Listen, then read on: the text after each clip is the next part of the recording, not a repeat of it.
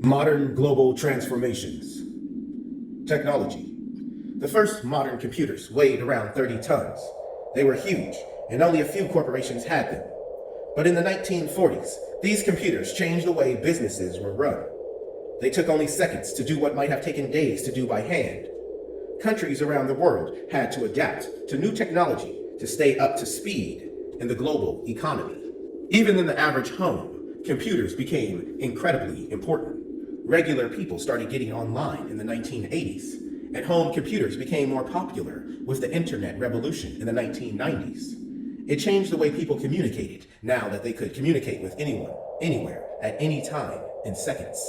Another important invention of the 20th century was television, which became popular in the US after World War II. Networks began broadcasting nightly news segments, and the television quickly replaced the radio as a major news source. The internet is now a major news source, including sites run by television networks. The US and the USSR were also locked in a space race, starting when the Soviet Union launched the first artificial satellite, Sputnik, in 1957. The next year, the US launched a satellite and founded the National Aeronautics and Space Administration, NASA. The space race led to a focus on math and science in American schools.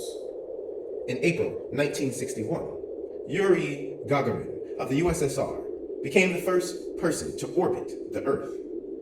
The US's Neil Armstrong and Edwin Aldrin were the first people to walk on the moon on July 20, 1969, during the Apollo project. Since then, humans have sent machines into space to explore Mars and other planets. Robots have traveled to the sun, to comets, to asteroids, and past the edge of the solar system. The environment. Humans made a lot of technological advances in the 20th century, but they also made some pretty big mistakes. Cities grew too fast and too big. Factories and a desire for expensive products like cars and phones led us to neglect something very important: nature. We use land and soil, leading to desertification. We've cleared forests to build houses and factories. Our factories have poured harmful chemicals into our air, creating smoggy skylines, acid rain, and climate change. Deforestation has hit tropical rainforests, where 50% of the world's species of plants and animals live. Rainforests are sometimes called the lungs of the planet.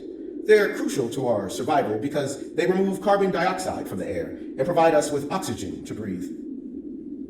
The greenhouse effect is the warming of the Earth due to carbon dioxide buildup in the atmosphere. The greenhouse effect contributes to global warming, which doesn't mean that everywhere is hotter all at the same time. It's a part of overall climate change and can contribute to rising sea levels, the melting of polar ice caps, and severe droughts and storms. Climate change can cause famines when crops can't grow and in turn make regions of the planet unlivable. And it can even completely flood inhabited islands. Some people consider climate change to be the most important issue currently facing humans, even bigger than the wars and political disagreements of history, because it affects the future livability of the entire planet.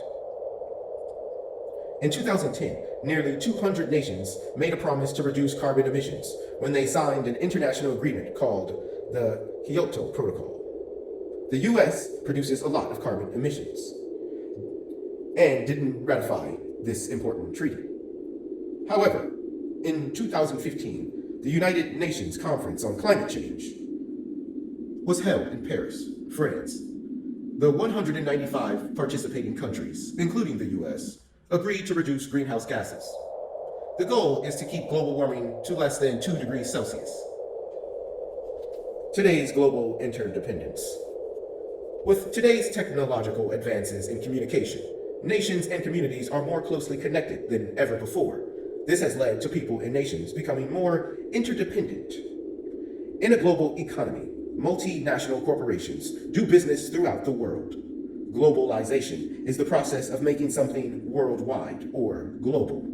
There are advantages to being so connected. Organizations from different countries can work together to solve major issues like poverty, climate change, terrorism, and nuclear proliferation.